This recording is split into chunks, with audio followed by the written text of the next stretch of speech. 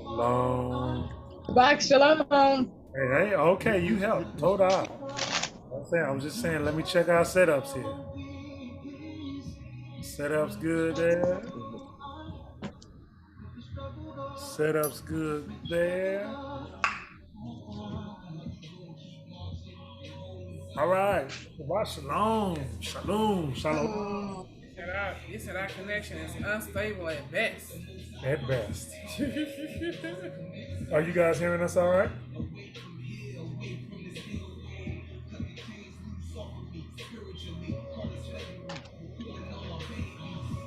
Can y'all hear us?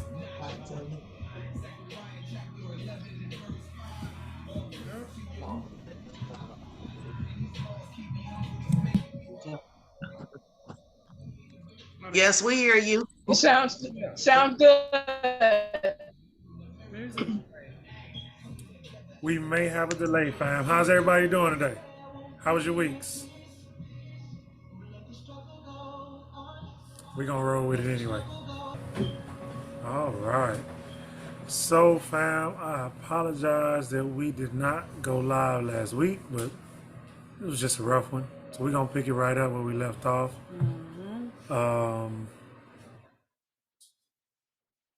We may have a delay on our end. So if we start freezing up or something like that, that might be what it is.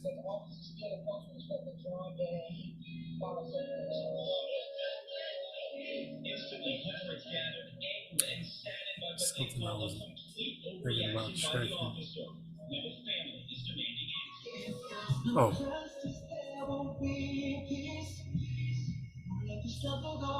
All right. All right, fam. You guys been tuning in.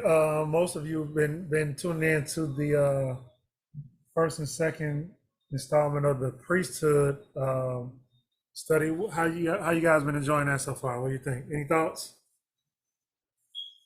I know some of y'all been looking at it afterwards, digging into some stuff a little bit more. I've talked to a couple of y'all separately. Hallelujah. Hallelujah. Well, after we finish this tonight, I guess I'll start working on the next I guess I'll start working on the next part for tomorrow, and we'll jump on into that one. Yeah, because he got like a whole priesthood notebook, and so he going back organizing them, trying to put it in a way in which he could share it with people, you know. And he been having real good intentions to work on it like all week, but it's the thing where it end up being like Shabbat morning. Because he said he gonna do it tonight, but I guarantee you, after we finish here, he gonna go lay in the bed, he gonna cross his ankle, kind of rub his feet together. He might ask for a cookie, and then be asleep before the cookie even get there. Y'all know, if y'all had Tima's cookies, y'all already know. Tima's cookies, man. I'm talking about. Cain, no, absolutely. All praise due to Yah. This is again, this is like when we were doing the calendar. That's really when stuff started opening up, because you know, we were trying to just make sure that you know, everybody got an opinion. Everybody got an opinion about everything, but when it comes to the calendar specifically and the feast days, you know, where days should fall at, and what calendar we should look at, and what calendar we shouldn't look at, and all that. And in our study, we were taking as many people's input as seriously as possible, without trying to discount what we felt like y'all was trying to show us. But what that caused us to do is like really seriously dig into some things. And man, there's a couple of places where you start to see where some of the other calendars that people follow originated. And once you see how they originated, you find out that, you know, and that's how I came up. We was finding out that there was a split several different times in even the priesthood of the nation of Israel.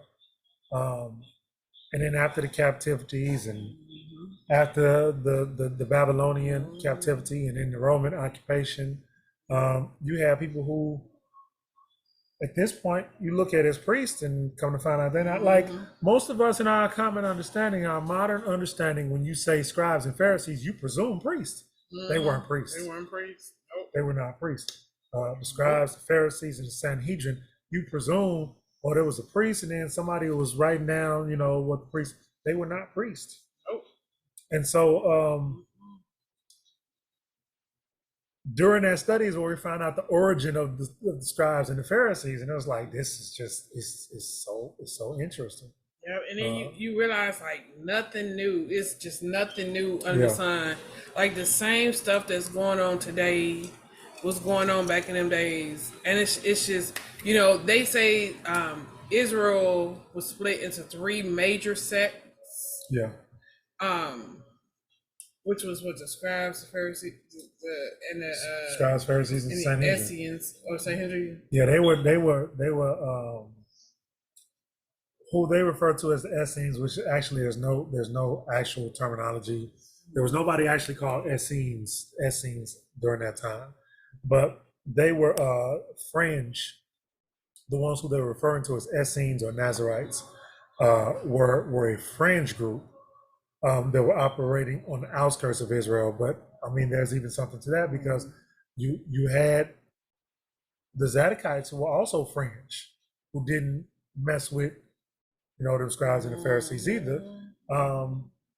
But then the Essenes and the Nazarites were, or who they refer to as the Essenes, were similar to that, but there were still some differences there, right? And so it brings a whole nother understanding to when you read the scripture that says, I came to save that which was lost, right? I came to save those which were lost. Everybody wasn't lost. Everybody wasn't lost. Everybody did not know who Messiah was, was not on one accord with Messiah and Yahuwah. There were some who were still walking those things out. And we read about them, you just got to make the connection. Yachanan and Mercer, he wasn't in the city either. No. He was on the outskirts, Sure and he had people who were coming to him because they believed he knew something too.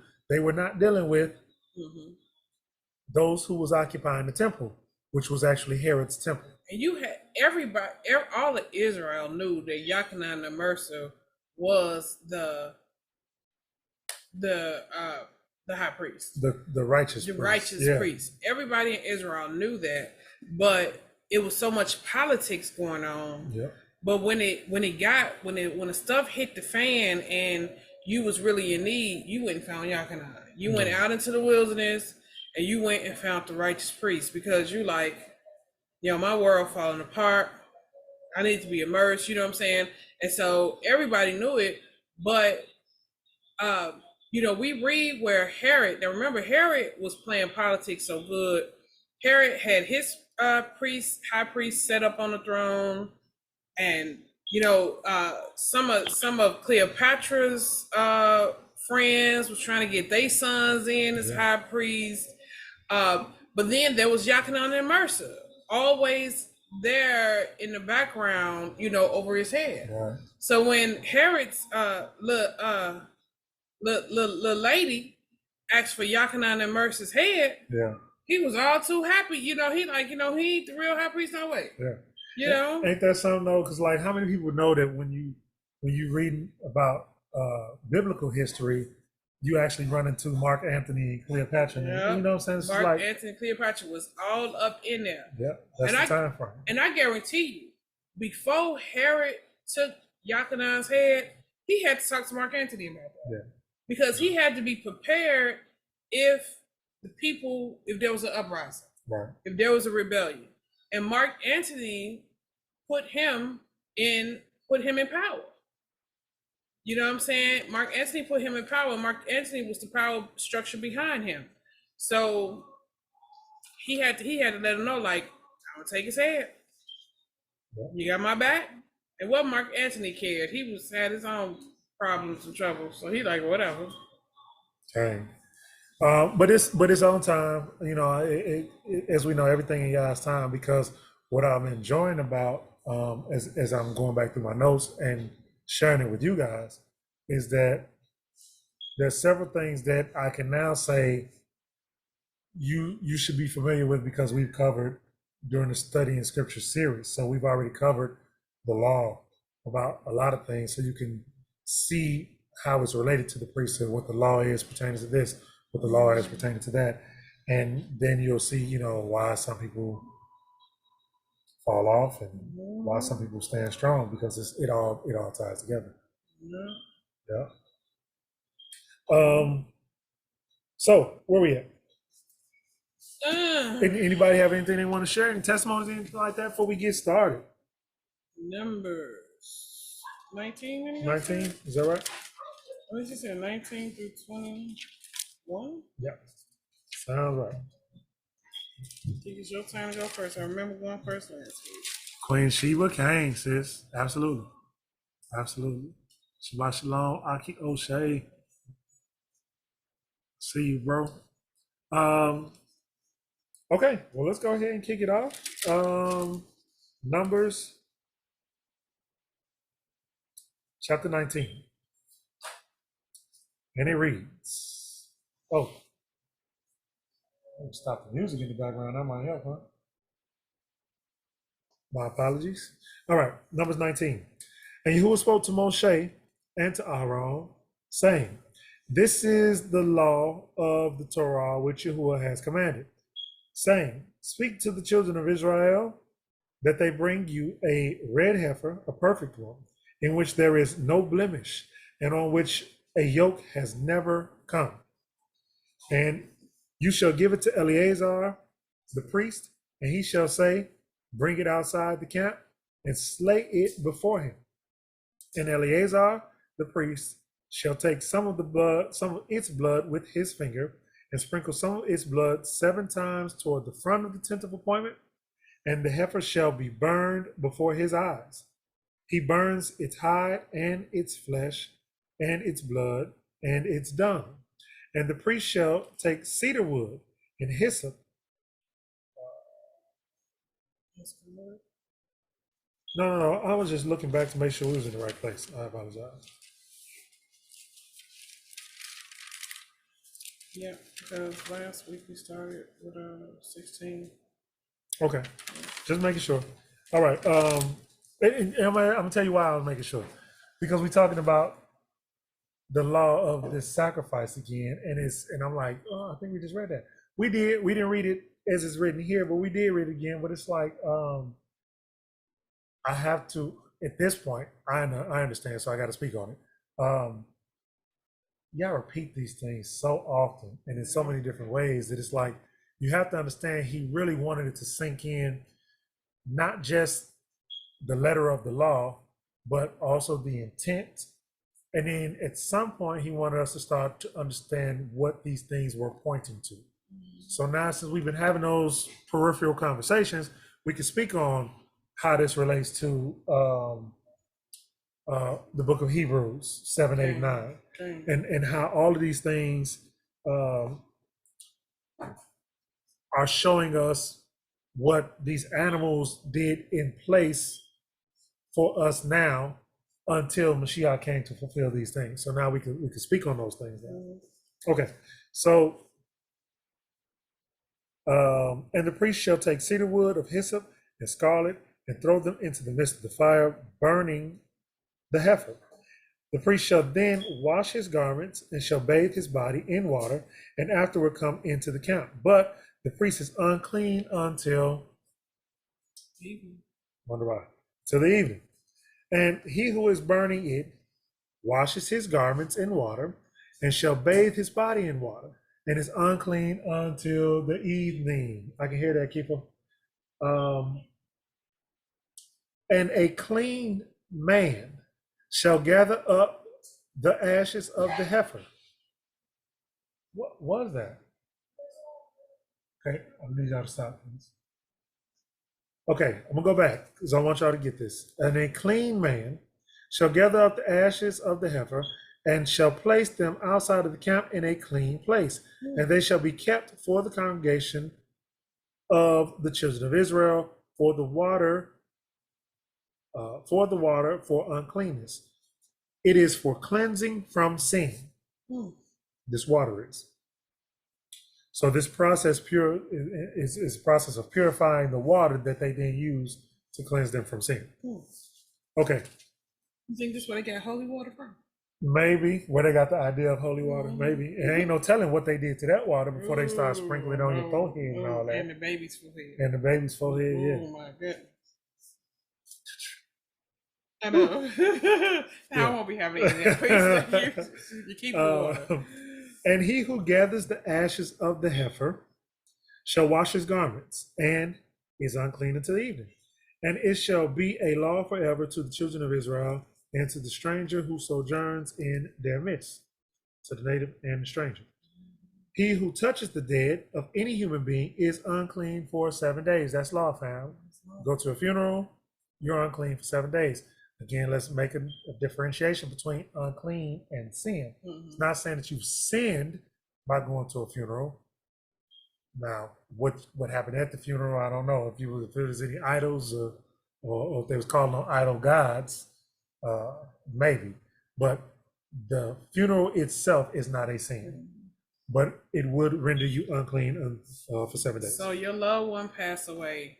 You know, we do this thing where we go into the hospital, and like when my mom passed, you know, they put her in a room and they let you say your last goodbyes. You get your last hugs and and just grieve. Yeah, that's part of grieving. Just, you there with your loved one.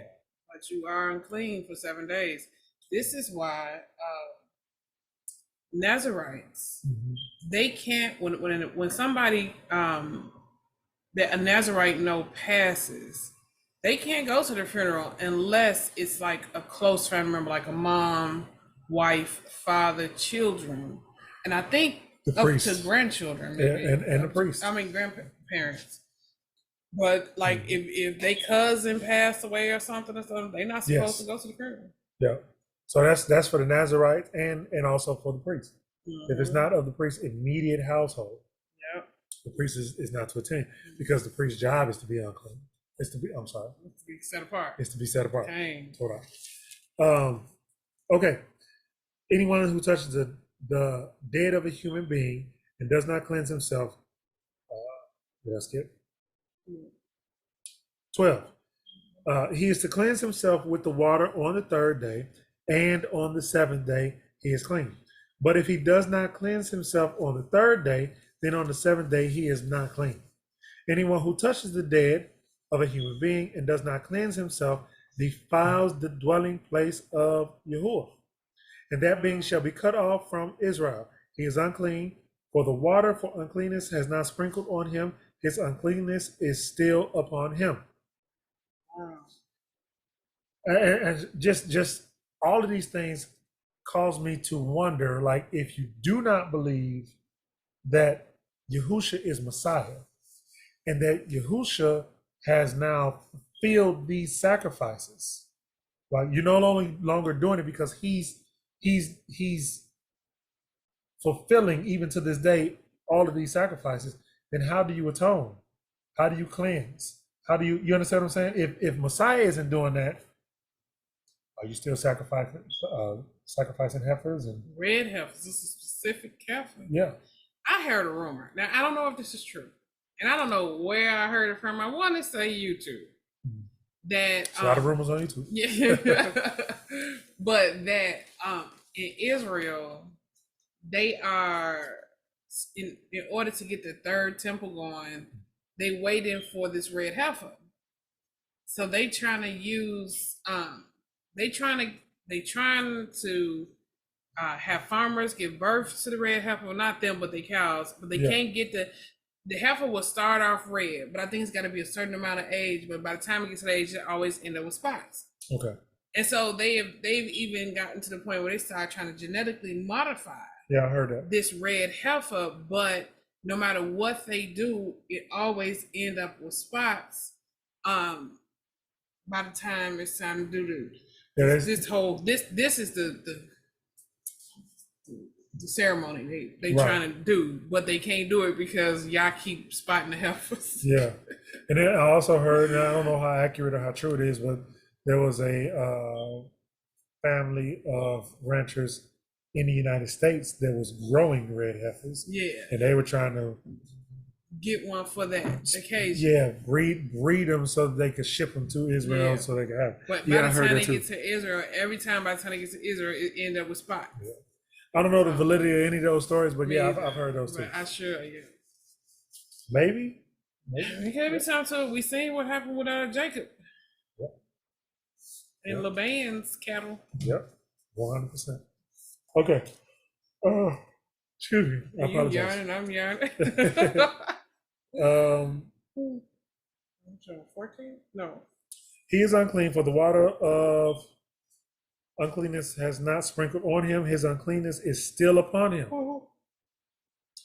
This is the Torah when a man dies in a tent. Mm. All who come into the tent and all who are in the tent are unclean for 7 days. Mm. So tent, house, same thing.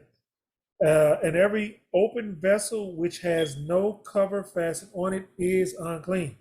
Okay, let me ask y'all a quick question, right? Can we try to imagine what takes place that a person who is around death, it takes 7 days for, now 7 is the number of completion. That's a whole cycle. It's a week of uncleanness. A week of uncleanness. It takes a week for that death process to be cleaned from your house, from your person. So what is death that, I mean, you know what I'm saying? Like, as a writer, like if I was trying to explain death to somebody just by what we read here, like what is death that it takes so That's a long? good question. You know what I mean? Good question. What's that process? What is that process? I believe from what we read that part of it is that this Melachim, this angel that comes and retrieves this being, or the whatever, may have some uncleanness attached to it, and all of that uncleanness attached to it is probably a lingering thing that even after he's gone, it takes a while for all of those spirits. Yeah. And I mean that in exactly It's how it got to be like sounds. a decaying. Yeah. And then all of, not just the spirits that come with the Melachim or the angel of death, but the spirits that are attracted to the decaying Yep. and all that. Yep. Now, and then think about this: the process of death is not always a Koti Gabor. You probably know this from working in the medical field.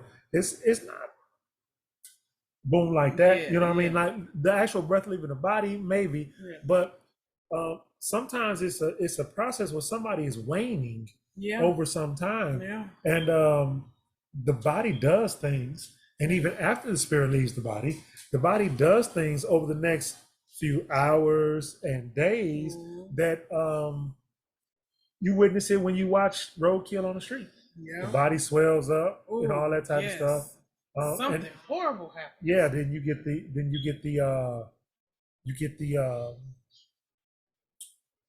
the word. What's the word I'm looking for what you put on the sulfur, the sulfur, Yeah. sulfuric smell from where the body is no longer cycling fluids anymore because the heart is no longer pumping, so that stuff's becomes stale and stagnant, and then everything just starts to gas up and puff up.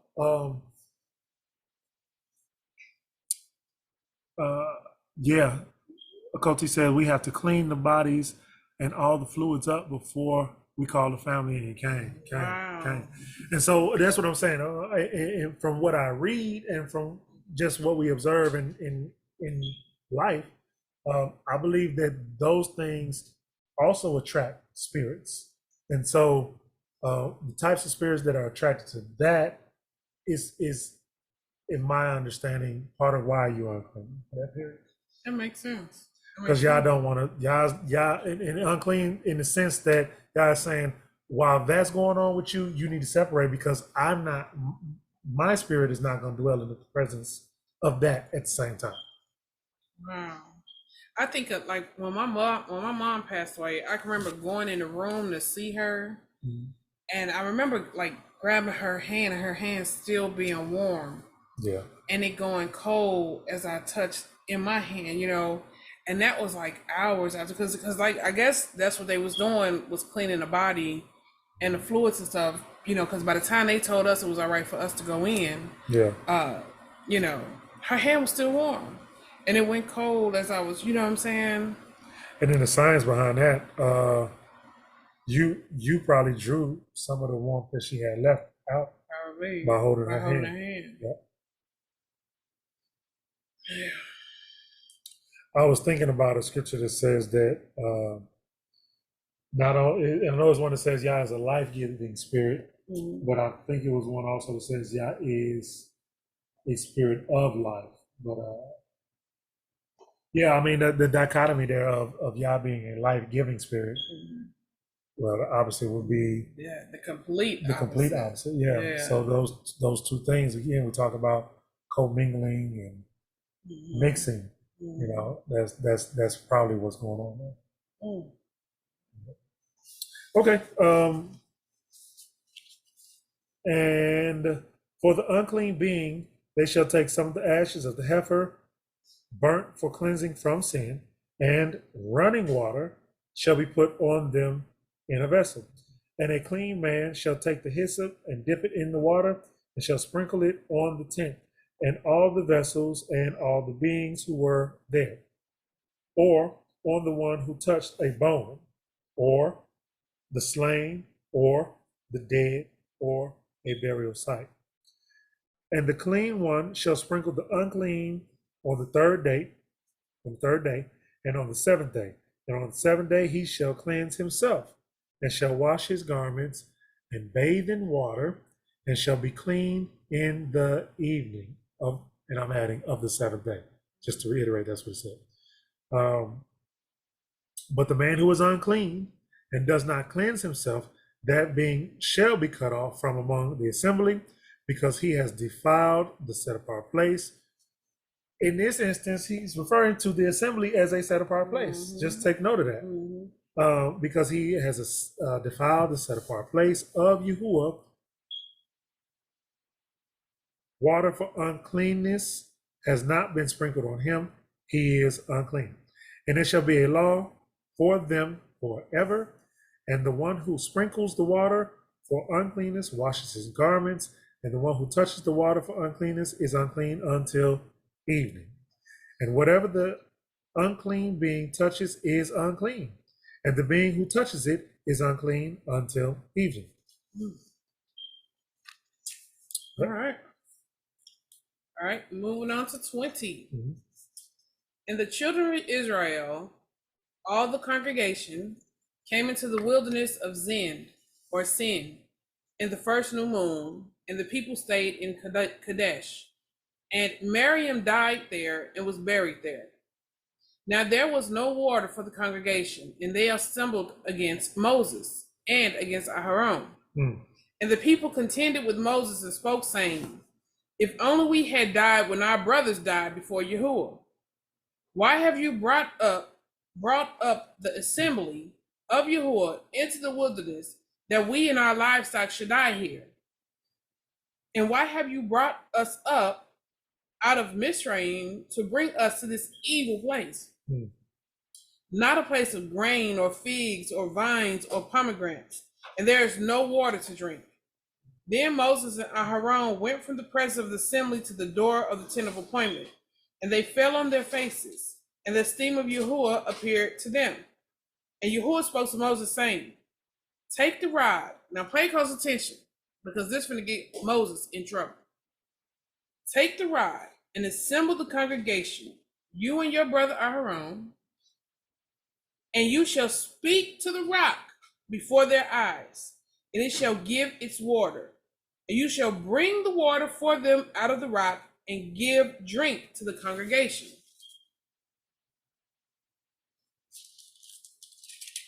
And their livestock.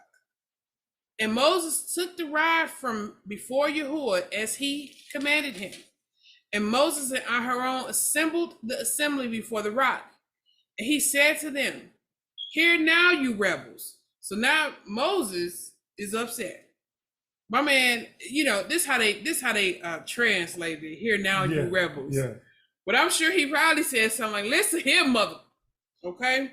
I don't think he cursed, but okay. Well, the equivalent of that in Mitra, I don't know, in their language. I'm sure he spoke very harshly to him. He was upset. Yeah. Moses was mad. Yeah. "Hear now, you rebels. Shall we bring water for you out of this rock?" Then Moses lifted his hand and struck the rock twice with his rod, and much water came out, and the congregation and their livestock drank. What happened there? Who peeped what happened? Y'all already know. You could drop a 7 in the room. I know come it's to the mic. Natasha now. But who saw what happened? And we're going to tell you why. Yeah, we know you know. We're going to tell you why this is significant. Why this is... Are you raising your hand? Oh, okay. Good job. We're going to tell you why it's significant in a minute. Okay. Unless you want to. No, go. Okay.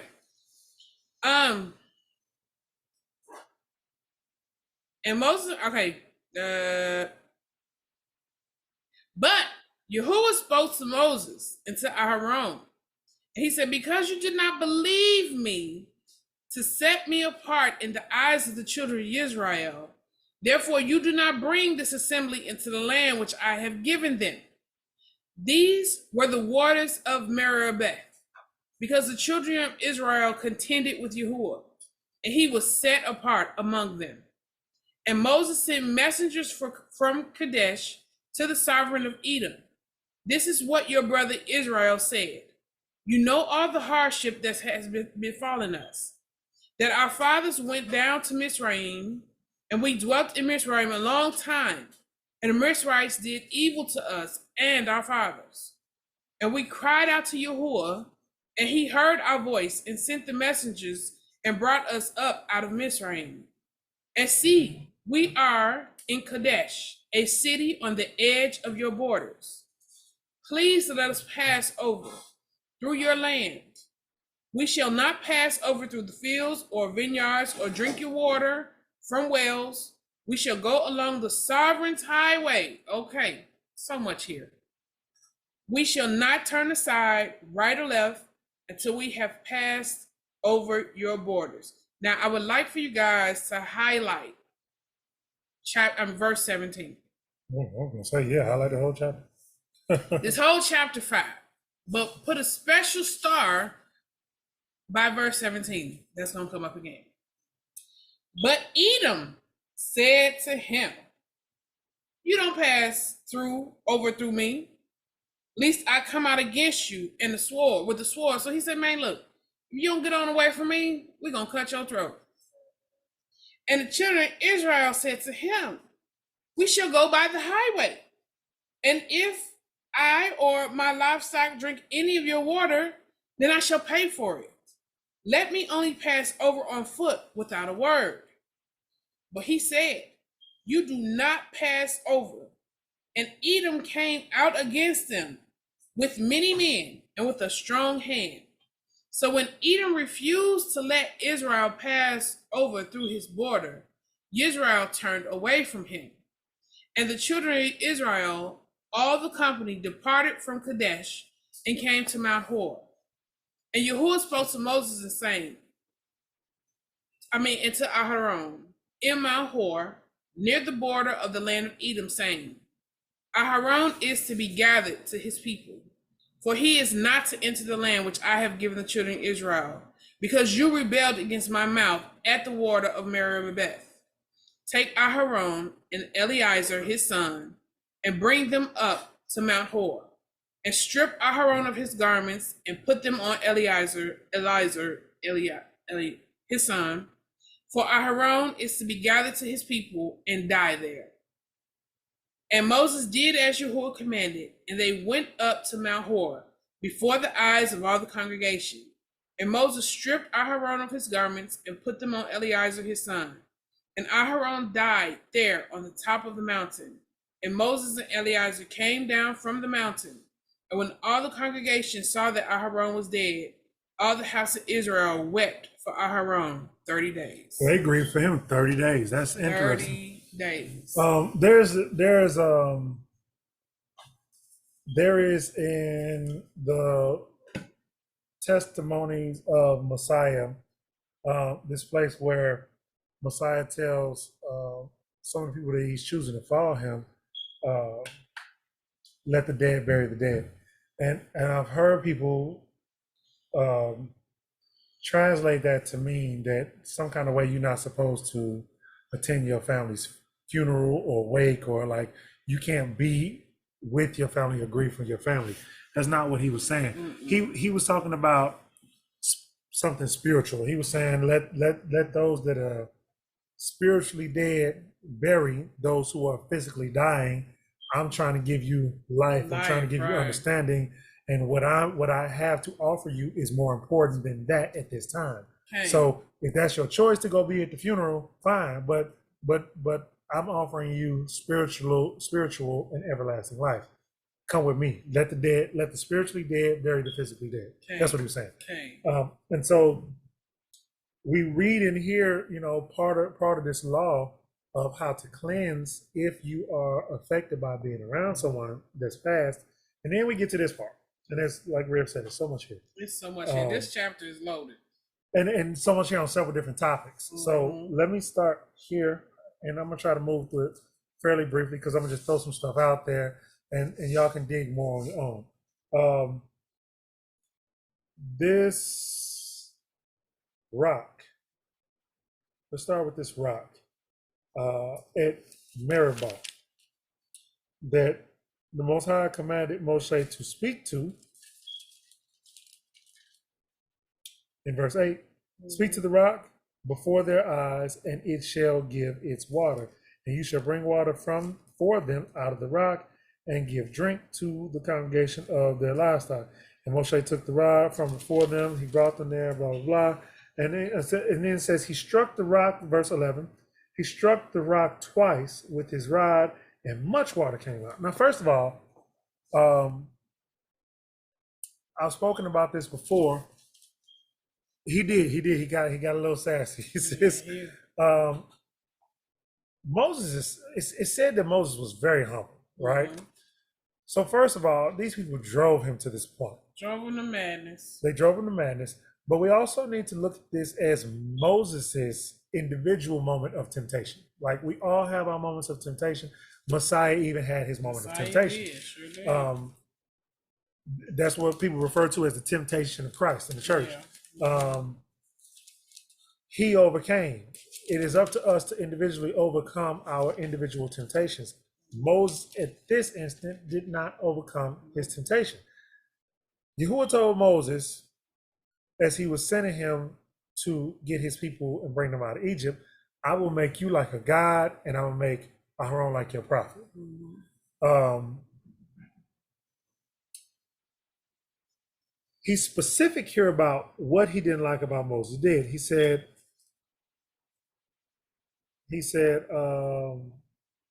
because you did not believe in me, I said, speak to it, you hit it twice. Mm-hmm. Because you did not believe in me, to do what? To set me apart in the eyes of the children of Israel.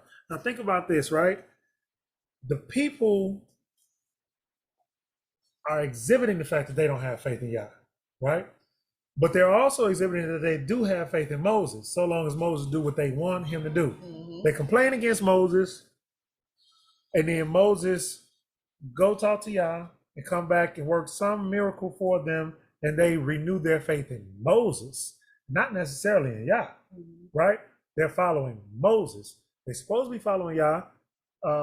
Moses is trying to teach them how to follow Yah, but they're slow in their learning. They're slow in their maturing. Right, which is why they was condemned to wander 40 years in the desert. Mm-hmm. But this was an opportunity for Moses to set Yah apart and say, it's not me doing this. Mm-hmm. He told me to speak to it, and he was going to give you water. But in his anger, he hit it not once. Oh, the water didn't come out that time, and then hit it again. So now it looks like Moses, by hitting the rock, caused this water to go for. Now that's one aspect of this for y'all to think about, just to ponder on that. The other aspect of it is, and I've mentioned this before, there was, because I think he's passed, an archaeologist by the name of Ron Wyatt, RonWay or Wyatt, if I'm spelling that correctly, who, when he was young and still kicking and doing his thing, had his sons out trying to, with some Bible scholars, trying to find places that would reveal that these were the historical places that were talked about in these Bible accounts. In other words, what he was trying to do, and he's a Gentile, was prove that the Bible was actual history using archaeology to disprove those who claim that these were just all allegories. And among the things that he found, one of them that was very notable was this rock, it's believed. And when they show you this rock, you see this big stone, and it's big, it's sitting huge, very high, yes, above the rest of the plains. And this stone is split clean in two, but it's smooth on the surfaces in between the split. Now, if you guys remember science class, you know that water erodes. Water erodes everything.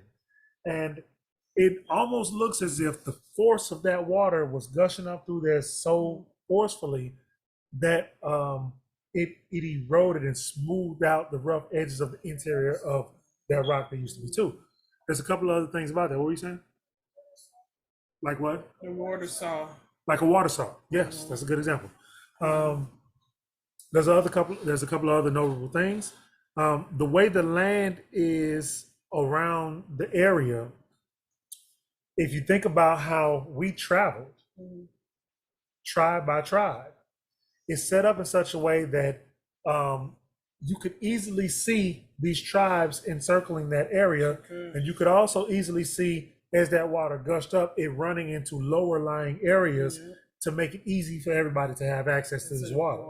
That's just how the terrain is set up. To add to that, I believe, if I'm not mistaken, they were able to find that there was at some point in history a water table under that area. They did. They found when they went back, they took samples and everything. They found that the rocks there were once underwater. Yes, and so there was a water table under there as well. So there was definitely, like I say, if I remember correctly, water under there to gush up. And so I'm saying all that to say, I believe Bible history, not just because of what I read in my faith, but also there's some archaeology that seems to line these things up. Now, now spiritually, what Moses did, why Moses was punished so severely, there's a scripture, maybe you can help me find it, the one that say that Messiah was the rock he struck. Yes. So if Messiah was if he was the cloud and the fire, he told Moses to speak to the rock, and his spirit was going to cause the water to come up, right? Now, we've seen this before. We've seen Satan do something very similar with Abraham. Abraham was going to sacrifice Isaac, and Satan became a raging river in front of Abraham. So that when Abraham saw it, Abraham thinking to himself, it wasn't a river here yesterday. And today it's a raging river in front of me. So Abraham said, Yah rebuke you, Satan. And the river cleared up. So Messiah told Moses, Abiyah told Moses to speak to the rock, and I'm going to cause water to come up through it. Moses struck the rock. He struck Mashiach. You know what I'm saying? This why what he did was so severe, and why his punishment was so severe. I mean, not to say that Moses won't make the kingdom or anything, because Abiyah had to, after Moses dies, Abiyah had to send a Malachim for his body. he took Moses' body so that the people didn't worship his body, and his bones were so powerful because his Abiyah's Ruach settled on him so many times. So Moses' bones was like something next level. You know what I mean? Yeah, so I'm gonna give you two, and I want to really emphasize how it still ties into saying the same thing. So for Moses to reveal or to set apart Elohim before the camp would be to set apart Messiah. Yep. Okay, Yep. if we believe and agree that who Moses was dealing with was Yahusha, or was the spirit of Yah, which is named Yahusha. Okay, so let's tie that together real quick. Let's go to Deuteronomy 32 first. Deuteronomy 32. I'm gonna start at 1. We're gonna read 1 through 4. And it reads, Deuteronomy chapter 32, verse 1. Give ear, O heavens, and hear me speak, and hear, O earth, the words of my mouth. Let my instructions fall as rain, my speech drop down as dew, as fine rain on the tender plants, and as showers on the grass. For I proclaim the name of Yahuwah. Ascribe greatness to our Elohim, the rock. He is perfect. Okay, so it says, ascribe greatness to Elohim, the rock, for he is perfect. So here in Torah, it's telling you that Elohim is the rock and that he is perfect. This is what he wanted Moses to do. To illustrate to them that it was by the hand, by his right hand, he said, I sent my own hand to deliver them. By his own hand, he is delivering us. It's not me. It ain't Aharon. It's Elohim. Okay? Let's skip to 1 Corinthians to make it make sense. I need y'all to be still, please. Y'all know that chair's crickety over there. Rickety crickety. 1 Corinthians 10. Let's start at 1 again. We'll go 1 through 4. Coincidence? I think not. And it says, I'll give you a second. You said 1 Corinthians? 1 Corinthians 10. chapter 10. Okay. Ready? Okay. Verse 1 says, For I do not wish you to be ignorant, brothers, that all of our fathers were under the cloud. What are we talking about in the wilderness? Were under the cloud. And all passed through the sea. That was when they walked through the sea as he split the sea for them. And all were immersed into Moshe in the cloud and in the sea. So when it says they were immersed into Moshe, I mean they was immersed just like we immerse ourselves. They were birthed and then came into understanding Torah because Moses illustrated it for them, all of Torah. And all ate the same spiritual food, and all drank the same spiritual drink, for they drank of that spiritual rock that followed, and the rock was Mashiach. That rock was Mashiach. I think that's the one he's asking for. I believe. I don't know if it that's close, but I don't know if it's Jasher. One, break it down a little further. It just go into like detailing about like why I was so upset with Moses. Oh, maybe Jasher, maybe. So I told you guys, but thank you. That's good. You know, that's good. To highlight verse 17. And this is why I say that, because after Shlomo finished with the priestly study, y'all gonna have to ask him to come. Are you serious? What are you doing to me? And what is she doing to me, fam?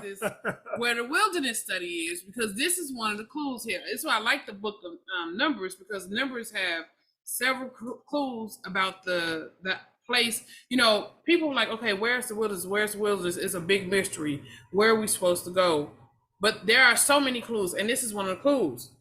So Moses is there at the gates of Edom. We know this gate. We know this place is Petra now. You can go, you can look it up on the History Channel or on yep, Balaam does give clues too, absolutely. Right. But you can look this place up on History Channel. You can Google it. Petra. Yeah. So they were known for their stronghold because it was basically one way in and one way out of this place. A very narrow passage. The mountains are very high on both sides, and you can't drive up like a car through there unless it's a really tiny car. You really need to go like on horseback or on foot.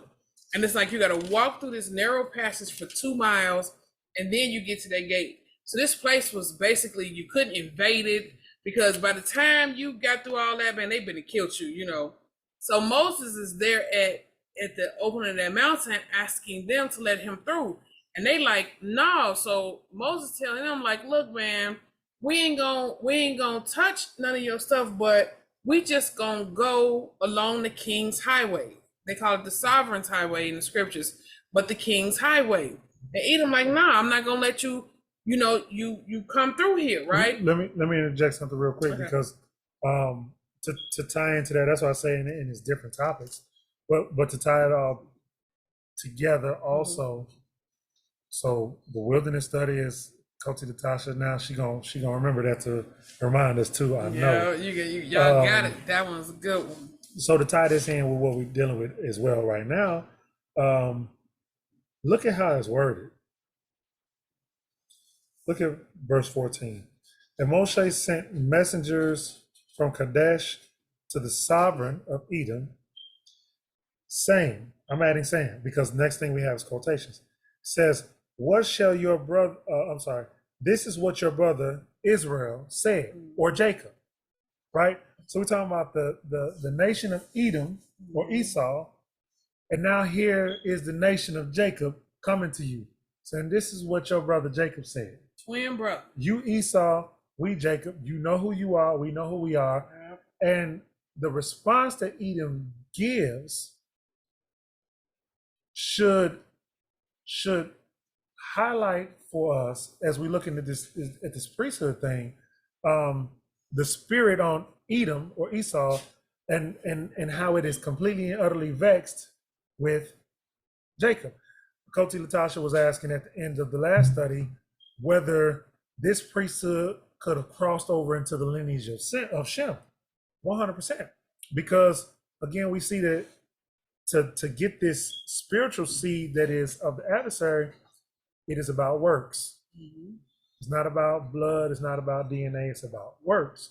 And so, yes, here you have Esau, King of Edom, who hate and can't stand. And then even though my man say, look, we'll stick to the side of the road. Man. We won't take nothing. We won't touch nothing. We just need to skirt the side. If I could just turn to the side and just kind of shimmy. We just gonna we gonna make a light footprint through here, if it's okay. And he like, nah, you can't nothing. Nah, because I want you to die. Yeah. I want you to die. That's what I want. Yeah. And if you don't hurry up and die, I'm gonna help you. So we speed up the process. We did a little research into this. So we said, well, why would Moses be asking to go through Petra in order to they trying to get to the land of milk and honey, they're trying to get to Israel, right? Come to find out, there is a connecting highway between Edom, where Edom lived, and that went into Israel, and it was called the King's Highway. Right. And it was a shortcut, if you will, to the land. There still is. Is to this very day. To this very day. Yep. And Edom knew that if he had let them through, he could have shortened their journey for weeks, months even, right? But because he didn't let them through, they had to then walk all the way around in order to try to get into Israel. But what we learned with this was that highway called the King's Highway was a trading highway between Edom and Israel. And they would walk their flock up and down that highway. So like Edom. Let me get it to you real quick. Okay. Verse 17. Please let us pass over through your land. We shall not pass over through fields or vineyards. We won't even drink any water from your wells. We gonna skirt along the sovereign's highway, even right here. And you read it again in Isaiah, that same place. But there's just, even in that verse, it's telling you that the king's highway is there. Let's read Isaiah 35 and 8, just real quick, to show you how important this highway is. Isaiah 35 and 8.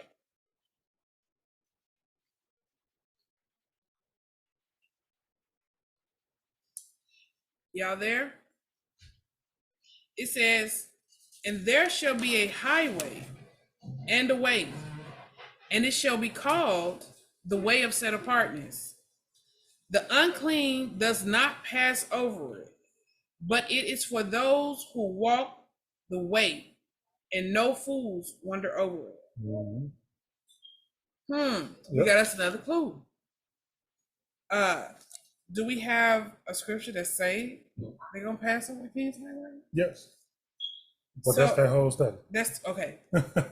Yeah. I just want to throw that out there and so let y'all know that wilderness study gonna be off the chains, because where they coming from? Where they coming from if they gotta pass over this king's highway? Where are the people coming from? And the scriptures say, no fool shall pass over. So this is gonna be like the last test of our people from the wilderness into the kingdom. And your last test gonna be trying to cross this highway. Yeah, it is. It's very interesting. Think about the scripture that says, I'm trying not to spoil it. Am I being spoiled? yeah. Think about the scripture that says that he's going to enter into judgment again with us face to face in the same way that he entered into judgment with your forefathers. And he says he's going to purge out the rebels. So that part comes first. And then it says you're going to have to deal with this highway and no fools. Well, how is it no fools going to go through it? Well, because he's going to be done purged them out already. And you see how he purged them out here? Yeah. Because, like, who crosses the highway eventually? Right. You know what I'm saying? And even Moses didn't make it. So to bring us back on point, to what we read here, even Moses, and I think that for us, what that reveals, and like we've said, I don't think that's saying that Moses is not making the kingdom at all. But I think it's there to illustrate the seriousness of walking this out all the way to the end. Like even until your dying breath. Messiah clearly says that he who shall have endured unto the end, the same one shall be saved. So this concept that we may have taken out of the Christian church, that once you got dipped, you cool, you Gucci, or double dipped, or however many times they dipped you, now you saved. And so, you know, I know people personally, and I've talked to people that, you know, you can't tell them nothing because they've been saved. They done played the blood, and you know all what other fancy sayings they got. And they're anointed, and they know the anointing on them. The anointing been on them since they was little somebody. Yeah, double dip. You know, I know you done heard somebody say that they got double dip. I got dipped twice. I'm in. Sure. Where, brother? If you need a double dip, and you may need to go and take a third dip. I'm trying to tell you. But yeah, so the idea of as they say, once saved, always saved, that is not scriptural. Now there are a couple of different meanings if we've been specific about what we are saying. We say somebody is saved, like what do you save from, right? We talked about liberation and the righteous version of the understanding of liberation. So to be liberated from sin is to have the knowledge of Torah, to know sin and therefore be able to walk righteously. Well, that's freedom. That's deliverance, right? You shall know the truth, and the truth shall set you free. That's scripture. When you read that scripture, it's saying it's setting you free from sin. So that is deliverance. But that's not the kingdom. Like, you know what I'm saying? If we talking about being saved, usually we talking about making it to the kingdom. And so if somebody say they've been delivered from illness, from ailment, from sickness, from sin. I get that. But usually we're talking about kingdom. And you are not guaranteed your spot in the kingdom just because you was dipped in some water. Right. I'm just saying. Yeah, you better stay diligent. Okay. Stay prayed up. Okay. Keep fighting. Don't give up. Cause this Moses here, you know what I'm saying? Who was bringing as hard as Moses? Right. You know what I mean? And one slip, and he was not able to physically cross over into the kingdom. So think about us. I ain't nowhere near what Moses was. Man, I know. No, Abiyah put some pressure on that brother's shoulders. You know what I'm saying? That brother was able to accomplish some amazing feats. Right. You know what I'm saying? I know I couldn't even begin. We had Miriam. She went through her thing, but even that sister, man, they did some. Aharon, man. Aharon didn't make it either, and people don't really even mention Aharon. You know what I'm saying? Well, he was gathered up on the hill. Yeah, he went first. I took him first. Yep. You know what I mean? And then think about that too, because even Miriam and Aharon, they pulled Moses. Yep. You know what I mean? Like when Moses was still up under Pharaoh. Yeah. Miriam and Aharon was like, bro, don't forget who you is. Yeah, you know what I'm saying? We Israel, right? Hey, bro. We ain't Egypt. We ain't Mizrahites. We Egypt, right? You still know that, don't you, bro? You know these your people out here suffering. Yeah, you see us, don't you, man? Right. You with me? Right. You know what I mean, bro? You still there, ain't you, bro? You know what I'm saying? Okay. Anything else before we move on? I just wanted to drop them hints just to light a little match under them. Some more work. I mean, I just don't want them to forget, because we finna numbers by lamb finna give us some more clues. I just don't want y'all to forget. All right, duly noted. Maybe 2025 or so we'll be able to go. No, all right, 21. Okay. And the sovereign of Arad, the Canaanite, who dwelt in the south, heard that Israel was coming on the way to Atharium, and he fought against Israel and took some of them captive. Then Israel made a vow to Yahuwah and said, if you deliver this people into my hand, indeed, then I shall put their cities under the ban. And Yahuwah listened to the voice of Israel and gave up the Canaanites, and they put them and their cities under the ban. So the name of that place was called Hormath. Now, keep up with this for when we come to it. Edom was the one that said they couldn't pass through. Mm-hmm. And you can read about this more in the book of Jasher as well. Mm-hmm. And actually from Babylon to Timbuktu. Mm-hmm. Edom was the one that said you couldn't come through. So Edom comes out and brings swords against Israel, and Arad is like, nah. See, here's the thing. When you read Jasher, it's gonna be forever stuck in your mind the wars that these 12 sons had with the sons of Esau. Yes. And Esau's 12 sons. And that was a battle for the ages. Man. So now we're dealing with their descendants. Yeah. Right? We're not dealing with the 12 patriarchs. We're dealing with their descendants. Yeah. And their descendants came to Esau's descendants. Mm-hmm. And Esau's descendants like, I ain't forgot. Nah. Right? Nah, player. And look, Israel not only whooped Esau's sons, but Esau whooped their cousins and them too. Yeah. And every time they went somewhere else, Israel whooped their cousin them too. Yeah. Thank you. Mm-hmm. And every time somebody took somebody in, it was like, nah, you ain't finna whoop them no more, let them go. Israel whooped them too. So now Arad is like, nah, we remember too. Yeah. And we ain't finna let you whoop on our cousin now. Yeah. We coming over there to help Edom against Jacob or Israel. So now this is tribal wars, like Damian Marley and Nas say, tribal wars. And so who is Arad though? Well, you get a clue as to who Arad is because it says in verse 3 that Yahuwah listened to the voice of Israel and gave up the who? Canaanites. So who's Canaan descendant of? Ham. So when we get to where we understanding that Esau preferred to be with Ishmael, And Ishmael preferred to be with, or to be like Nimrod. Nimrod was a Hamite. And now here you got these Canaanites. That was all like Nimrod and his people to some degree or another.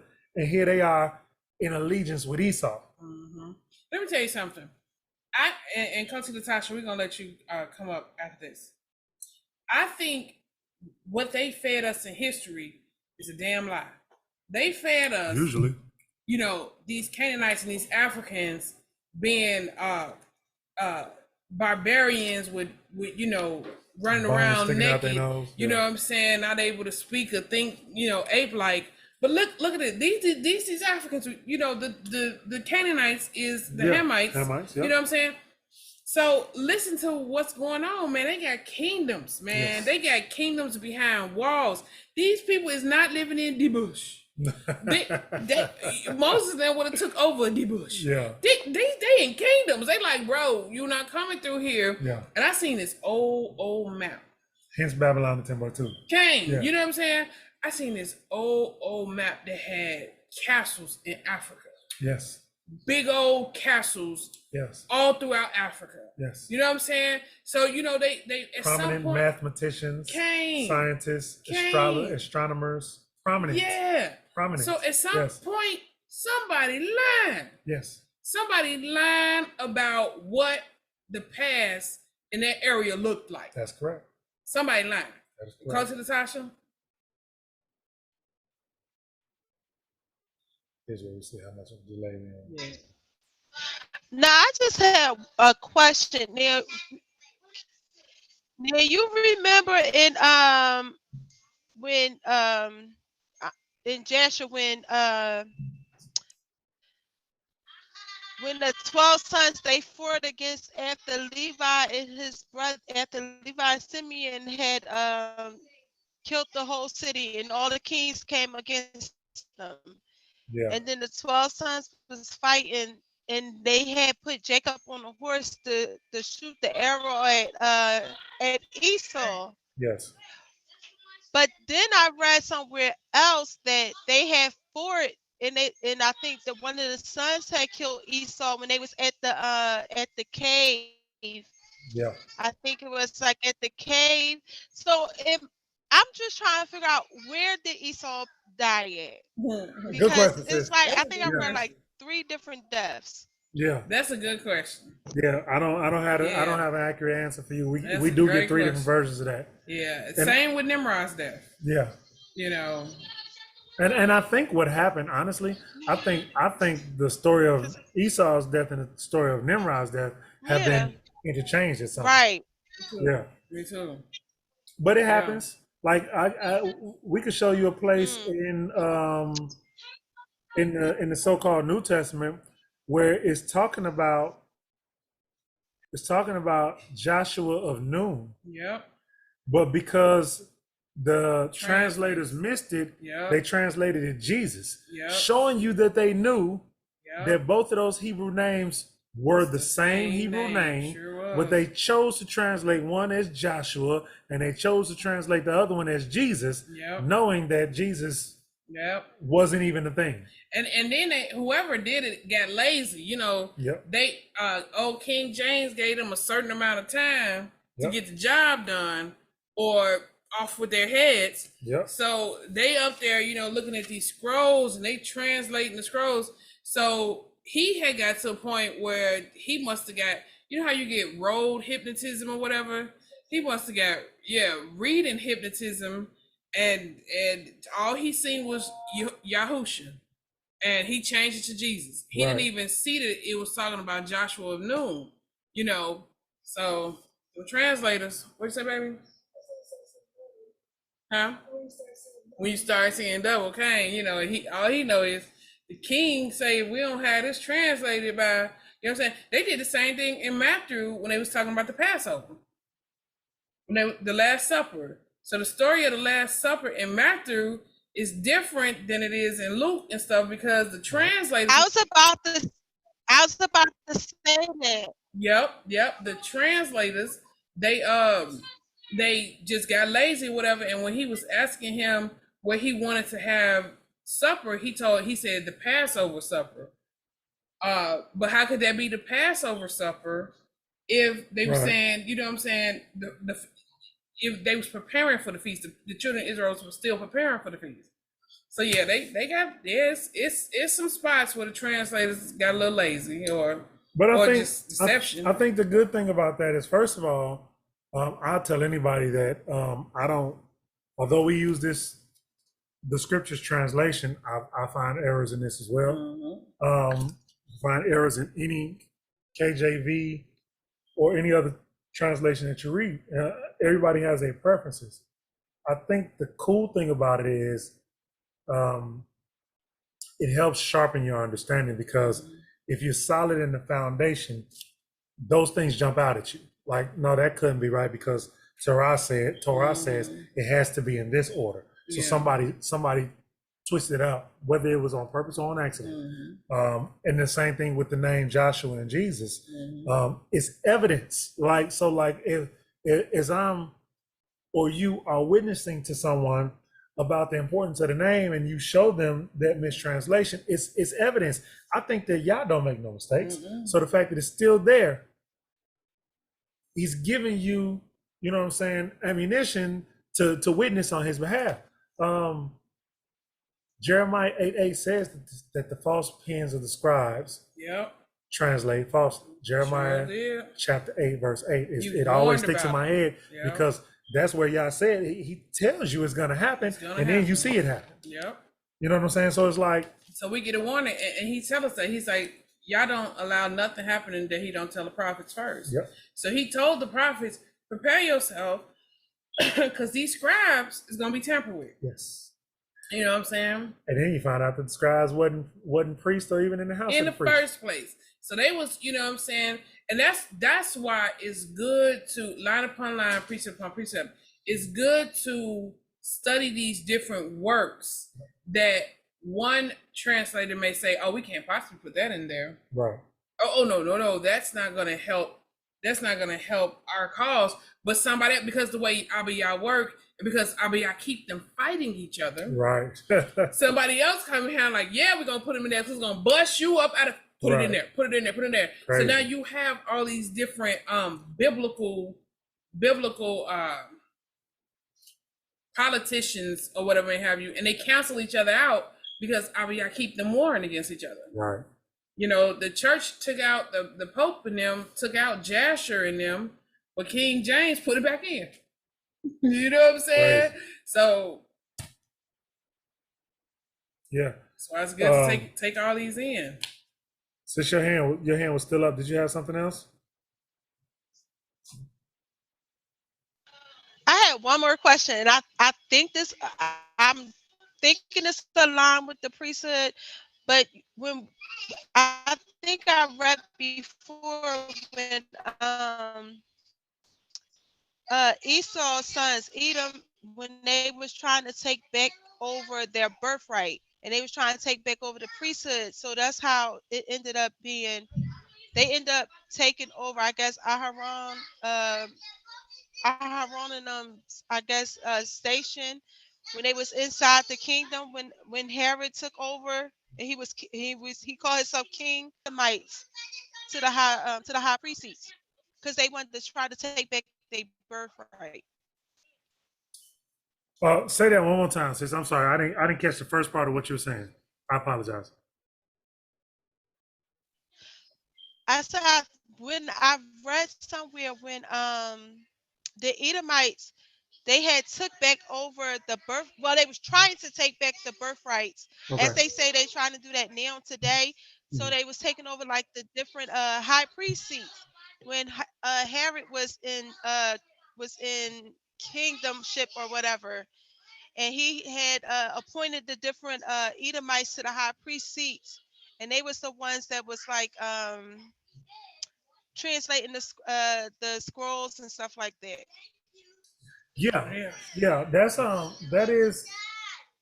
That is backed by some of the writings of Josephus as well, and Maccabees. One of the things that Red was pointing out is, you know, Herod, when you read some of what was going on in the background, Herod was definitely a politician. He was definitely under the thumb of Rome, but he didn't really like them either. But he understood that he had to kind of kiss the ring in order to maneuver how he wanted to maneuver. Meanwhile, Rome was getting what they wanted out of the deal, and Herod was positioned in pieces as he saw fit. I don't think that Herod personally had like no grand plan as far as like generations down the line, his people being back on the throne, but I think the spirit was working through him. Yeah. I do. But I think his main motive, and what I read about Herod, the way I took it, his main motivation was greed. Yeah. Now, first of all, Herod was an Edomite. Yes. Herod was an Edomite. And then you got to ask yourself, why was Yochanan the high priest in the wilderness? Right. And not in the so-called temple? And how, if the high priest was in the wilderness, how was these other high priests appointed by Herod going up in the temple doing the so-called work? Well, then you learn that Herod built that temple. Right. You know what I'm saying? Herod built that temple. The last temple that Abiyah sanctioned was torn down. That's why Yochanan was in the wilderness. That's why those high priests, those proxy, what's it called? Proxy okay. High priests, he was put in there, wasn't dropping dead when they went in a so-called set apart place. You know what I'm saying? There's another theory to that as well. Okay. So you can look at it from two perspectives. They were Levites. They were Levites. But remember, even of the Levites, there were some Levites who had different jobs pertaining to the temple. Mm-hmm. So what he built was something that looked like a temple. Mm-hmm. It looked like a temple. And he put some people in it that looked like they were supposed to be in it. It looked like they were supposed to be in it. Because they were Levites, but they were not the Levites who were supposed to be in the service of the temple. So he had something that people who, needed something to come and bow down to or bow down at could come and do the things that made them comfortable. They were comfortable with traditions. Here's the danger: without understanding what those traditions were rooted in and how they connect to Messiah. Therefore, as long as they were going through the motions, they were satisfied, and that's all he needed them to be, was satisfied. Book of Eli. He just needed them. He needed to have the semblance of order and authority in order for him to run the place how he wanted to run it. He knew the people had something deep in them that they needed. They needed that. Well, we read where the Messiah went with his family up to the yearly the 3 times he met there 3 times a year for the festivals. Yep. We read where he sat in the synagogue, I guess somewhere in that area, and listened as they, talked, and he began to talk and amaze them. We read where he later on came back and kicked over the money tables that was sitting up outside of the temple or Herod's place. And so we know that although Herod built this, for that time, it was law. I mean, maybe not Abiyah's law, but for all sense and purposes, it was looked at as the temple of the Israelites. That's probably what they called it. Okay. The temple of Israelites. That's what it was looked at as. And so Herod was playing the game. Herod was an Edomite, and but remember how the Edomites got back intertwined with Israel, because what we just read here from they were separate. There was a separate thing. But the Maccabees captured Edom, subdued Edom, and made them convert. True. The Maccabees did that. True indeed. Made them convert and made them keep the laws, statutes, and commandments. Made them one people with us. The Maccabees did that. Well, what does that mean? If you think about that deeply, what does that mean? That means you converted Edomites, and then when Esau decided to then kick you out and stand as you in your place, they were taught by you how to keep your laws, statutes, and commandments, Yeah. and now put on the robe of authority. And look how long it took Edom to displace you. The final act didn't happen until Spain, early Spain, 14, you know what I'm saying? But it was all, the plan was all in the making. Yep. There were white and That's how you know black it's the spirit. Jews there in Spain. You know what I'm saying? But at some point, right during that time, these Spanish sponsorships that took us to America, some point during that journey, we left the continent of Africa, Hebrews, and made it to America, nobody's. Okay. Nobody's, with all these Jewish, Spanish sponsored slave ships. At some point in the crossing, they said in the slave castles of Ghana, that's where they broke the slaves. So that's where they if you made it out of that castle alive, it's because you've been branded, you know your place, you agreed not to speak your language, you agreed to change your name. You know what I'm saying? He said sometime they would be in these slave castles for months, for years, because some people refuse to let go of their heritage. They refuse. Y'all ever see the movie Sankofa? Sankofa? Yeah, it got into some wild stuff, but if you know your history, then you can make the connection. You know what I mean? Anyway, I'm rambling. Go ahead. I texted that scripture as a reference for you guys, Acts 7:45. Check that out, and I'll read it real quick. It's one verse. It says, no, I'll go 44 and 45. The tent of the wilderness was with our fathers in the wilderness, as he appointed, instructing Moses to make it according to the pattern that he had seen, which our fathers, having received it in turn, also brought with them, and then in your KJV is going to say Jesus, into the land possessed by the nations, whom Elohim drove out before the face of our fathers until the days of Dawid. Now, if you read the context, you know who was in the wilderness. You know who brought the children of Israel into the wilderness. It was Yahusha. It was Joshua of Nun. That's why they put that on the end of Nun. Because when we talk about Yahusha of Nazareth, you need to know that we talking about Yahusha of Nun here, and we talking about Yahusha of Nazareth there. But the translator, he was tired, hungry. You know what I'm saying? Jesus. We in the New Testament. It's got to be Jesus. It's got to be Jesus. Like I say, hallelujah. I think y'all don't make no mistakes, even though man does. But anyway, okay. Picking back up in 21. Okay. Oh, I didn't see how many else are we reading.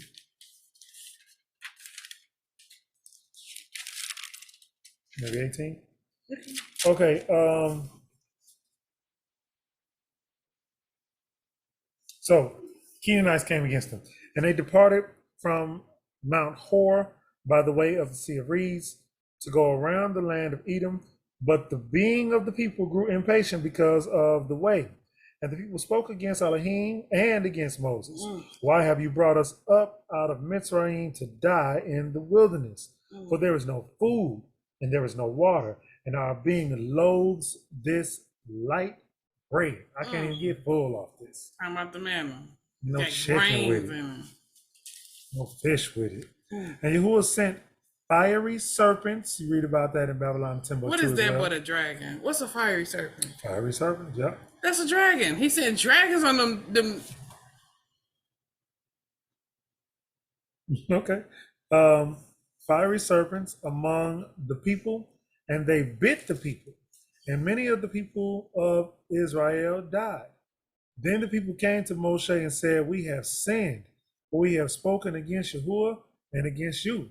Pray to Yahuwah to take away the serpents from us. So Moshe prayed on behalf of the people, and Yahuwah said to Moshe, make a fiery serpent. Just think about the caduceus as I'm reading this. Yeah. Make a fiery serpent and set it on a pole, and it shall be that everyone who is bitten, when he looks at it, shall live. So Moshe made a bronze serpent and put it on a pole. And it came to be, if a serpent had bitten anyone, when he looked at the bronze serpent, he lived. So, okay, wait a minute. Let's just stop because I want y'all to imagine what that must have looked like. Now, I know I'm always, but there's this bronze serpent that he made. He made out of bronze. It's not real. He set it up in the center. All right, fine. We think we back. Told out for that. Let us know if we can be heard again, please. Told out for the aid and assist. Man, we working it out, bro. Yeah, I apologize because I did mean to get back to you tomorrow. I'm trying to figure that out tonight and get to you tomorrow. Okay, so you were saying, imagine what that must have looked like. So Go. So they in and they being attacked by these baby dragons. I don't know if they baby dragons. They could be regular sized dragons. I don't know. But after he sets up this caduceus, like y'all know the caduceus, what the caduceus look like, right? The medical staff with the snake on the pole when you go into most hospitals. So after he sets up this object in the center of the people, everybody who is bitten by a serpent while they're looking at this object must look on the object and then it's healed. So think about when you go into the hospital, you see what they call Hermes caduceus or whatever. He run around with the staff with the serpent on the staff and it heal people. You wonder where they get this stuff from. But anyway, and they're healed. Isn't that like, could you imagine? Yeah, the staff of Hermes. That's something else. There's something to that. But yeah, show you where they get that stuff from, like she said. And before this was brought back to my attention, we did find out about the caduceus, and I was just looking at it as what they presented it as, staff of Hermes, and then somebody pointed this. It was actually a pastor pointed this out, and then I read it again. It was making that connection because and look, the staff of Hermes. There's no power in that, so that's not what we're trying to say. But it's just showing you how. Thank you.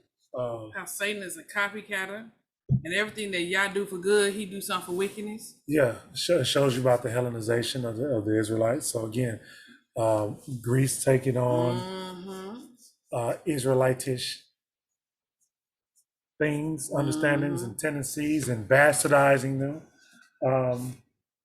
Because we don't see that being called for use at all ever again. But it was something that y'all wanted them to understand and to see in that. Which let's keep reading. Let's see. So picking up at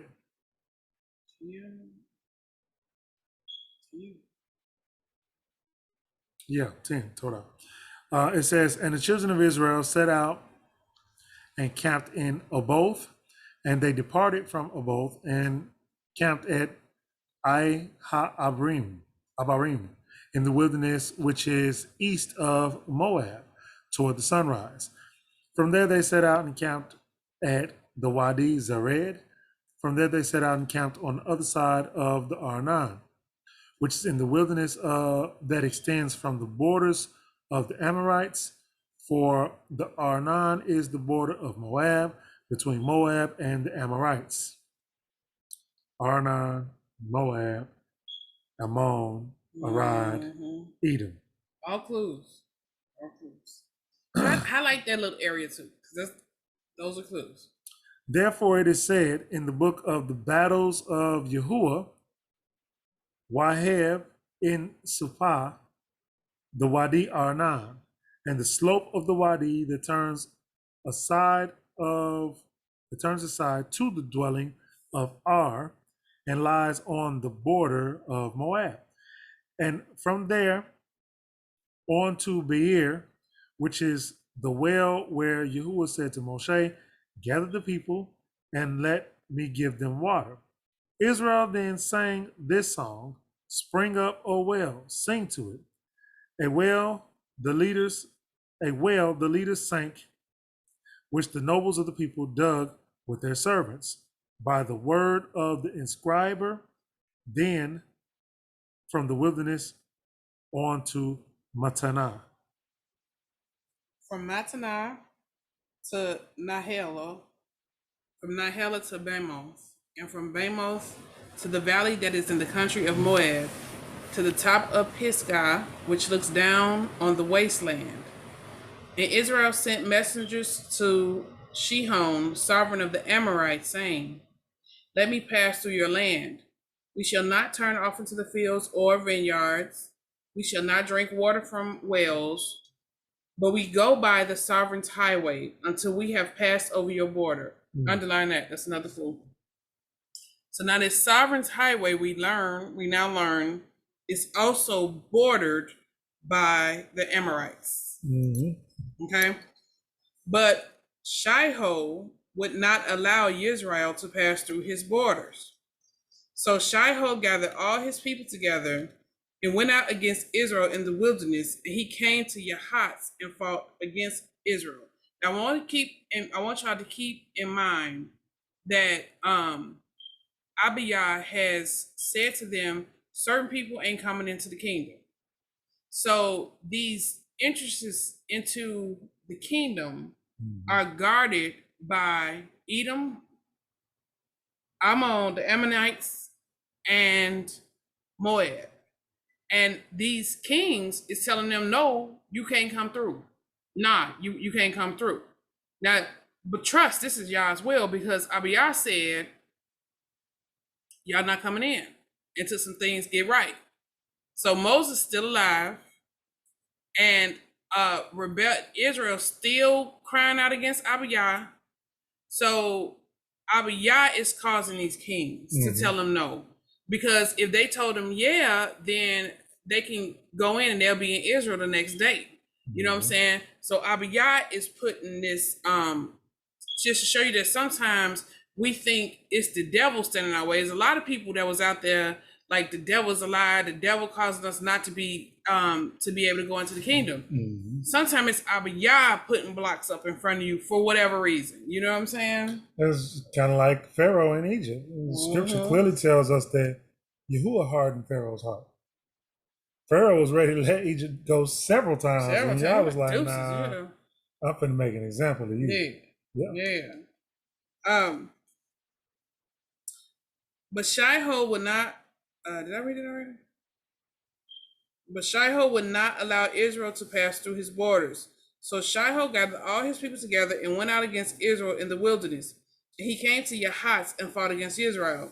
And Israel struck him with the edge of the sword and took possession of the land from the Arnon to the Yakbak, as far as the children of Ammon. For the border of the children of Ammon was strong. And Israel took all these cities. And Israel dwelt in the cities of the Amorites, in Heshbon, and in all its villages. So we're going to learn something about that, saying the sons of Ammon, the children of Ammon. So they took Israel defeated the Ammonites right there, and they took all the land right up to the border of the children of Ammon, because the children of Ammon had a strong border, and that was the entrance to the King's Highway. They couldn't get through that. But they dwelt in the part that they did take. And Israel took all these cities, and Israel dwelt in all the cities of the Amorites, in Heshbon, and in all its villages. And Heshbon was the city of Shihon, the sovereign of the Amorites, who had fought against the former sovereign of Moab, and had taken his land from his hand as far as Arnon. That is why those who speak in Proverbs say, come to Heshbon, let the city of Shihon be built and established. For fire went out from Heshbon, a flame from the city of Sihon. It consumed Ar of Moab, the masters of the height of Arnon. Woe to you, Moab! You have perished, O people of Chemosh. He has given his sons to foreign fugitives and his daughters into captivity. So Sihon, the sovereign of the Amorites, Then we shot them. Heshbon has perished as far as Dibon. And we laid waste as far as Nobha, which reaches to Medeba. So Israel dwelt in the land of the Amorites. And Moshe sent a spy out of Yazir, and they took its villages and drove out the Amorites who were there, and turned and went by the way of Bashan. And Og, sovereign of Bashan, went out against them, he and all his people, to battle in Idril. Og ain't human, y'all. Og is a giant. He's not 100% human. So Og is a giant. So when they said they took the cities as far as the sons of Ammon, because the sons of Ammon were strong, we're not dealing with regular human beings. Okay. Og was a giant and a vicious king. You understand what I'm saying? Okay. And Yahuwah said to Moses, do not fear him, for I have given him into your hand with all his people and his land. And you shall do to him as you did to Sihon, sovereign of the Amorites, who dwelt in Heshbon. And they struck him and his sons and all his people until no remnant was left of him, and they took possession of his land. Og of Bashan. And here's the thing. So in other readings, you find that, so we talked about Abraham going to war to get Lot back. So in the war that Abraham waged against those kings that he went to war with, there were Nephilim and giants amidst those battles as well. And Abraham won those battles, but he wasn't the first one. The 12 patriarchs, those brothers, when they were fighting in the wilderness against Edom and their cousins and them, they had Nephilim in those battles. And so here we are again, just reading these names again. You got the surrounding nations of Edom, Moab, the Amorites, Ammon, the Canaanites, and then you hear, you get to Bashan, and this particular one that they have an issue with is named Og, and Og is of Bashan. It wasn't that Og was the only Nephilim there. This is just the one that was noteworthy because they had particular trouble with him. But each and every one of these places had Nephilim in it. And so if you ever heard me say, Yahuwah was sending his army into the thick of it to wipe out. Right? I know we talk about it. I guess I can't say that on YouTube, but we talk about whether or not it is within Yah's will or within his desire that everything that come up in the woman's belly should live. And no, that's not how Yah believe, right? Some of these things Yah clearly said kill men, women, and children, because what's in her belly is an abomination, right? I'm just saying what scriptures say. And so several things is going on here. Again, like we'll say, it wasn't time for them to enter. Well, Yah is a master chess player, right? The master chess player. He also had them wiping out some things that didn't need to be there, because once they did go into their land, he was going to tell them, okay, you wiped out that much, finish cleaning that up so that around your borders, they're not plaguing you. And then he goes on to say, don't go marrying the people. Now, you wonder why certain nations, Yah said don't marry, and he didn't say don't marry into, well, okay, let me apologize. He said that it's best that you marry within your tribe, not only your nation. But if you do marry within another tribe or another nation, if it's another tribe, run it this way. If you marry or bring a wife of another nation, do it this way. But there was always certain nations where he said, do not marry within those nations, period. And see, we're in a space in time right now where we've lost the art of nuance, right? And so you talk to people and you listen to people, and sometimes they present things to you in a way that it seems as though two things cannot be true, right? Yes, Yah said it's best that you marry among your own nation and among your own tribe. And he also said, don't marry certain people at all. He did not, as a hard rule. In other words, it was not against the law to marry outside of your tribe or your nation. There were laws that dealt with how to walk that out. But he did say that there were certain nations, if you married into, your lineage was going to be cut off. It's just a fact. It's what Torah says. And I submit to you, these are some of them nations that he specifically said, you don't want none of that. An adversary is a master at blurring the lines. Blurring the lines, okay? So just think about this. Scripture say, before the Messiah said, as it was in the days of Noah, so shall it be in the end. Yep. Now, in the days of Noah, man and these creatures was commingling. Yep. I mean, it was, you know what I'm saying? It wasn't nothing to see in a man with a horse body and a horse legs and a man body walking down the street with his arm around a woman. You know what I'm saying? They was commingling. You know what I'm saying? The lines were so blurry. You know, a woman and an elf fell in love and they did their thing or whatever. Some kind of sprites. Yeah, you know what I'm saying? All kind of mess. Just all kind of mess, you know? And so now we living in a day and time where they blowing the lines again. Yep. You know what I'm saying? And it's acceptance thing. You know, they easing us into it, you know, accept this, accept that, accept this. Now pretty soon it's gonna be, you know, if she choose to fall in love with that werewolf, let her be happy. Well, you know what I'm saying? Yeah, that's not politically correct. You can't even say she. If it chooses to fall in love with, you know, with that werewolf. I mean, because we don't even have. Yeah, we don't even have genders anymore. You know what I'm saying? And so, this person, and that's why they make it so that you could design your babies, because this person designed their baby to be a werewolf. Why shouldn't he get love?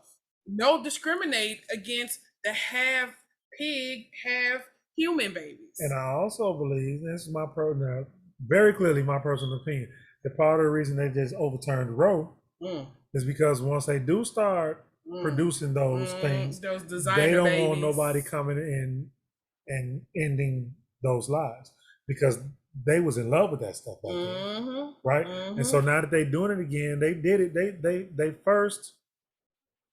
They first allowed patents on life during baby bush era. They allowed patent on life, but it was just plants. So people was like, no big deal.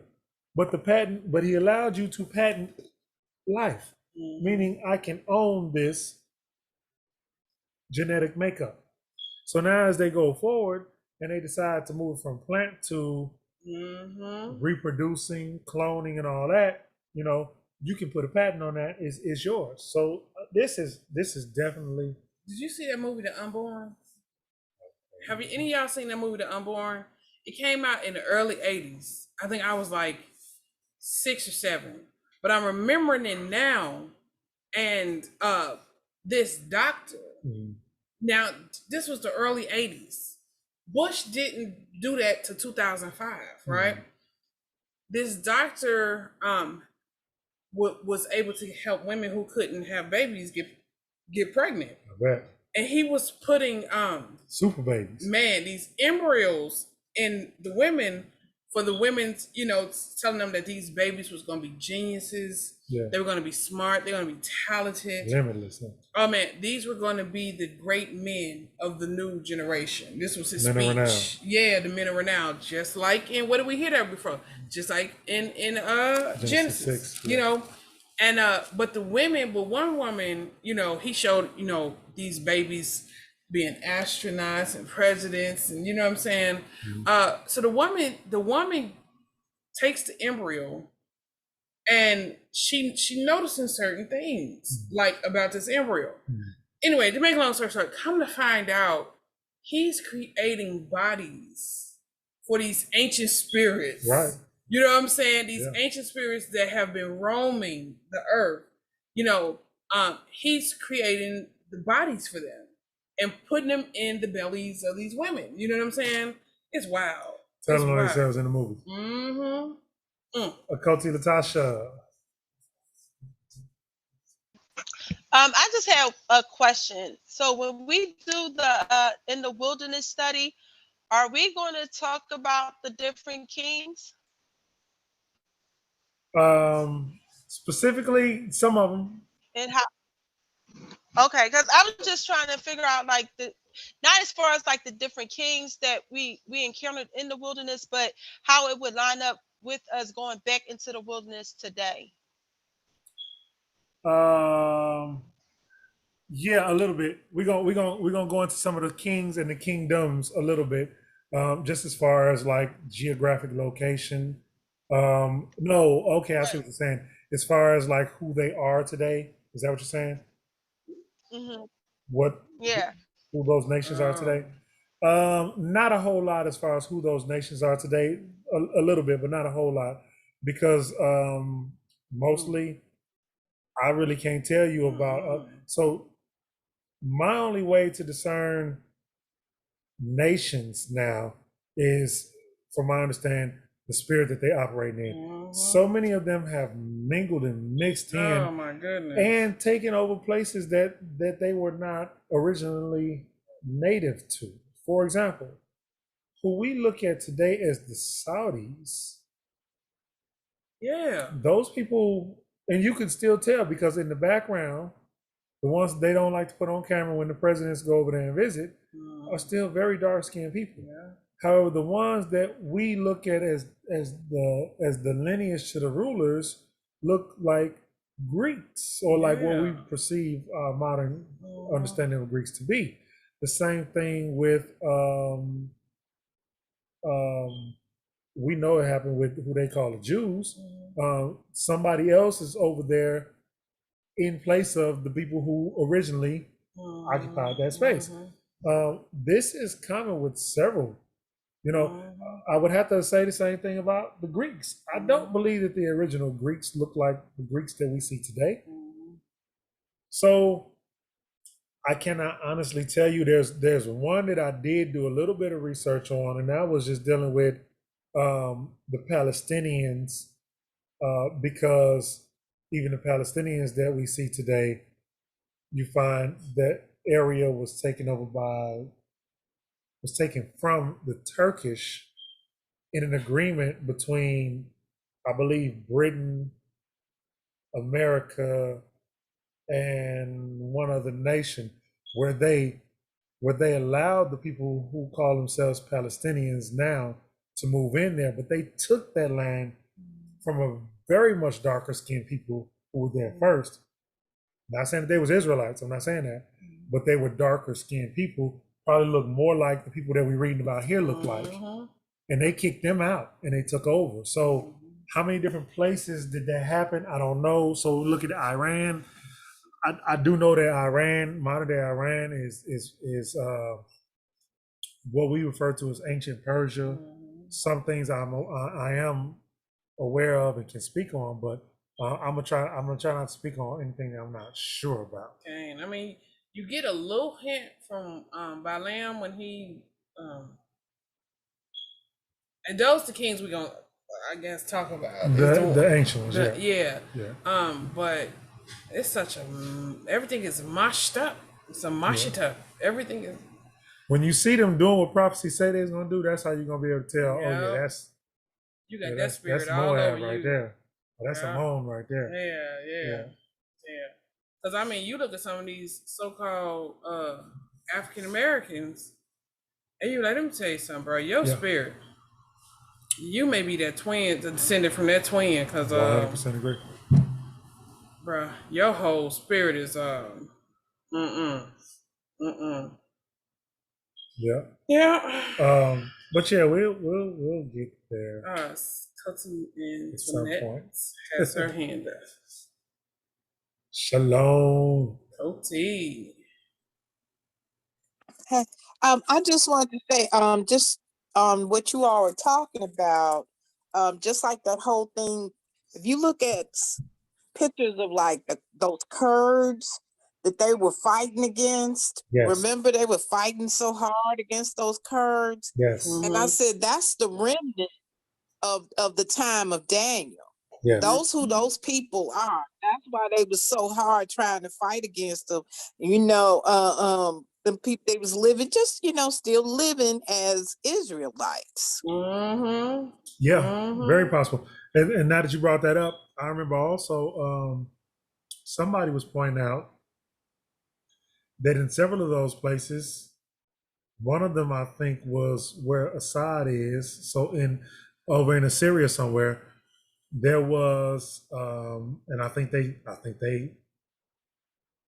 committed ethnic genocide against them. Assad was big on that, right? Was a group of people who were still speaking a biblical tongue. So it may not have been, it may not have been the Hebrew of the biblical origin, but it was something that was not spoken by anybody else, and they were still speaking. And then they live in like some kind of monastery or something. I don't know. Like they you talking about when they went over to Syria? This was in and around Syria. Yeah. They lived in a monastery, some kind of monastery in a mountain or something. And they went in there and ransacked the place. Like they was looking for something. They went in there and ransacked the place before they killed them people. Oh yeah, I know what you're talking about. Yeah, and they took a lot of artifacts. They took a lot of artifacts and stuff. Yeah. And those people still spoke Hebrew, whoever they were. They said they spoke a biblical Hebrew. I don't know if it was Hebrew, but it was something biblical. So it may have been Aramaic or something. Yeah. But yeah. Yeah, there's something to that, Coty. Yeah. Oh, but anyway, I was gonna say, y'all don't listen. As we're doing this priesthood thing, I'm gonna pause to deal with the fall feasts, because that's coming up. Yeah. And that's gonna be a series of things, and again, this is something that I've already got notes on. They're not formally organized. I couldn't even get my family here in the house to sit through them, honestly, because it was too long. So I'm gonna have to divide that up as well. But I need to divide it up so I can share it with them. So I'm gonna share it with y'all at the same time. So I'm gonna pause for that, and then we'll come back to the priesthood thing. And I don't know if we need to pause to do the wilderness. We might need to do that, because honestly, I can't tell you how many parts the priesthood thing is gonna be. We'll figure it out, fam. But y'all gotta bear with me. Lila told, fam. All right, Lila told, y'all. Yeah, I got it out off so I can put everything together for tomorrow. I look forward to talking to y'all tomorrow. Yes, I'm cold. Yes, I'm too blessed to be stressed, because I've been blessed by the best. I'm cold as fresh. Yes, I'm cold as fresh. Yes, I'm too blessed to be stressed, because I've been yeah, we gonna ride like I say yes. I'm too blessed to be stressed. Nevertheless, I must confess. Yes, this is Project Wake Up Jacob. On the Sabbath we rest and reflect upon his goodness, because we are guided by the Ruach Kodesh. Yes, whenever I get dressed, yes, I'm dripping Kodesh fresh. Yes, this style fit me down to a T, because I'm a ruffian, discussing precepts from the holy manual of his constructions. And TZs cover 4 corners of my garment. Greet me with shalom before you step into my carpet. Y'all, it's not the author of confusion, I beg your pardon, but you who was out by oath can stop it before it's even thought about. Too blessed to be stressed, because I've been blessed by the best. I'm cold.